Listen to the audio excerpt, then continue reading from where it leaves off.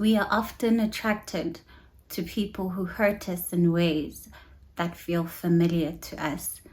Chemistry, huh?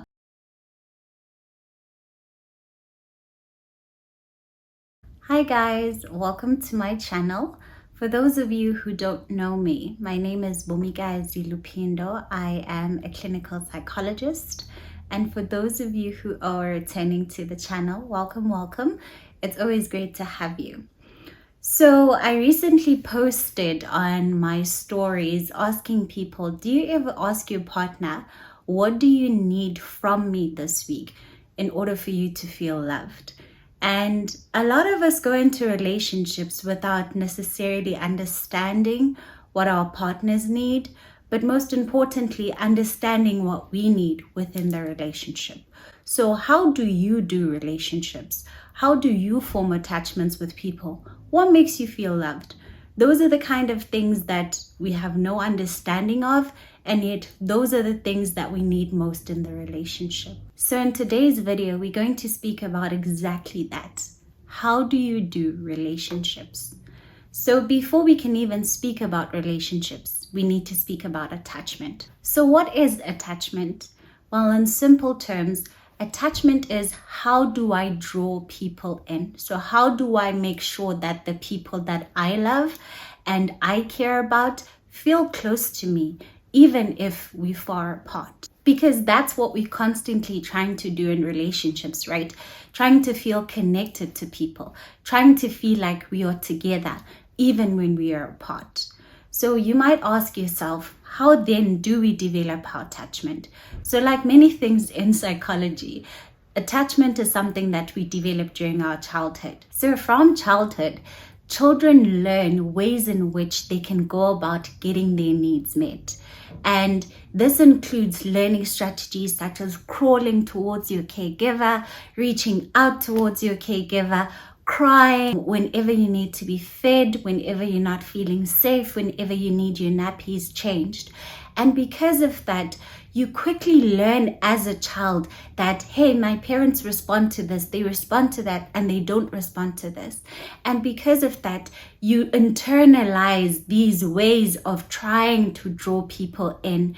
And as an adult, that then becomes a template for you to learn, how do I draw people in? Now, because of parents responding in different ways and us internalizing different ways of getting people to respond to us, we all have different attachment styles, right? And there are 4 particular attachment styles that have been identified. And these 4 attachment styles actually fall into 2 categories. One is secure attachment, and the others or insecure attachment.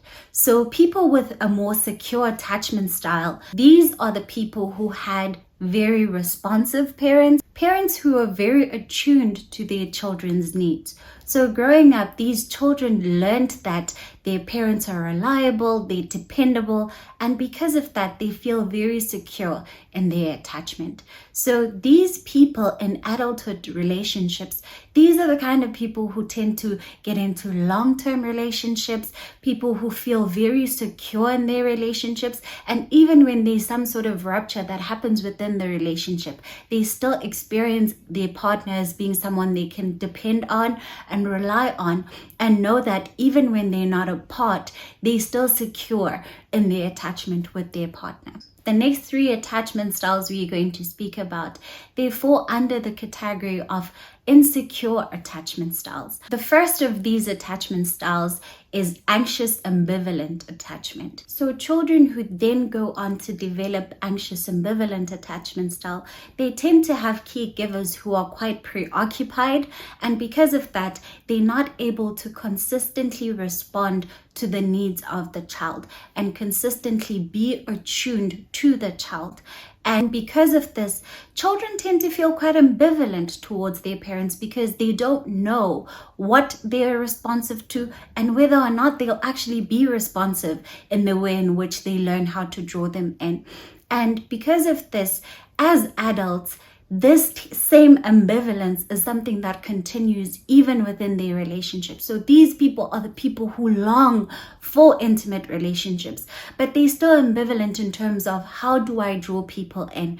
And because of that, they tend to require quite a lot of reassurance within the relationship, and they tend to have big needs within the relationship. And people with ambivalent attachment style, they also tend to create these kind of storms or conflicts within the relationship.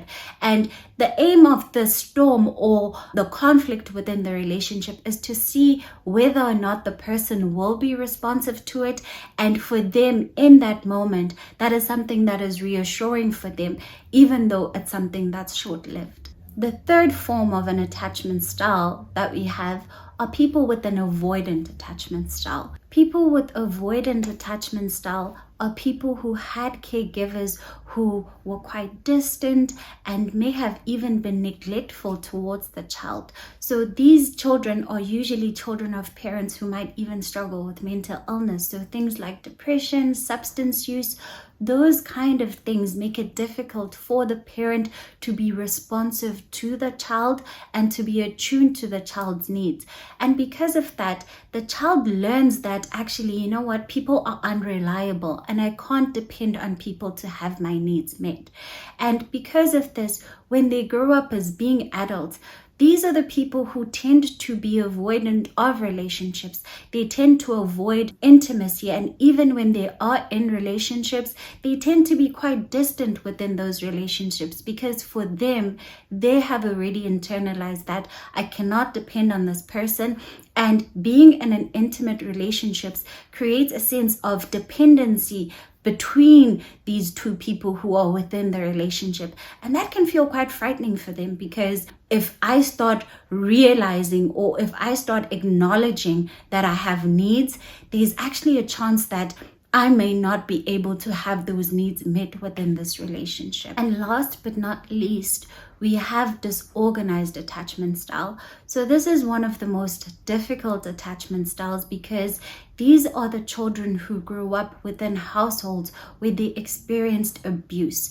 So it's quite difficult for the child, because the person who is the source of care and comfort and warmth that you long for is also someone that's a threat to you. And there's this constant battle between longing for this person and also fearing this person. And because this, it becomes difficult to know how to go about drawing this person in, because they both cause harm to you, but they also a sense of comfort to you. So people with more of a disorganized attachment style, they tend to be aggressive in their adulthood. And that's because for them, they've experienced the world as being unsafe, and they constantly feel like they need to be on guard and constantly protect themselves. And more often than not, people who have disorganized attachment styles are people who themselves were abused in their childhood and then become abusers as parents as well. So it becomes a continuous cycle. But the important thing about attachment is the fact that it's not set in stone. So attachment can change based on the relational experiences you have. So that means that someone with a secure attachment style can then develop an insecure attachment style because something changed in their relational experiences. For example, in situations where children have to move to foster homes or they need to be taken care of by a different caregiver than the initial one who they had developed a secure attachment style with, they can then develop an insecure attachment style, be it if the caregiver is not consistent in the way in which they respond to them, if the caregiver is neglectful towards them, or if the caregiver is abusive.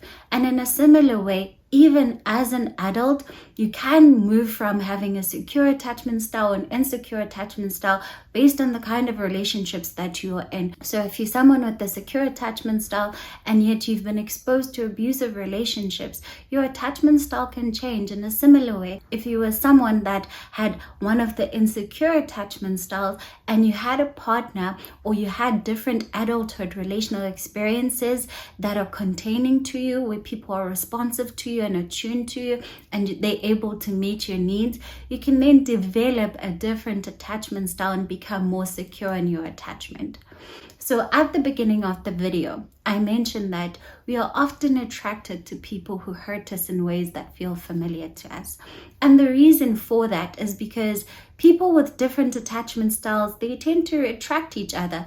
So for example, commonly people with avoidant attachment styles tend to be attracted to people who are anxious in the attachment style. So on the one hand, the one partner constantly has these big needs that take up most of the relationship, whereas the avoidant person, they tend to kind of shrink within the relationship and their needs are not being seen and being met.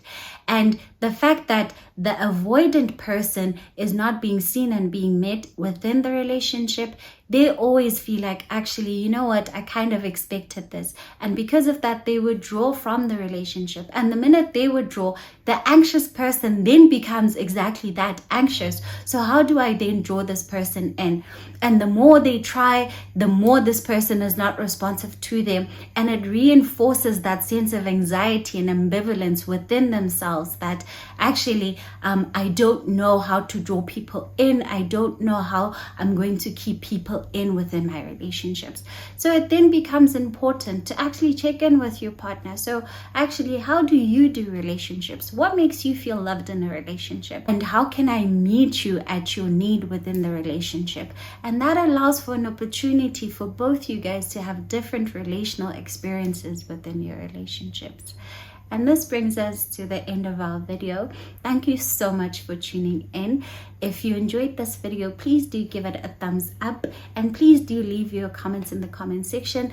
I'd definitely love to hear what you guys think about the video. And if there's any other content that you guys would like to see, please also add it into the comment section down below. And I'll see you guys next time. Mwah.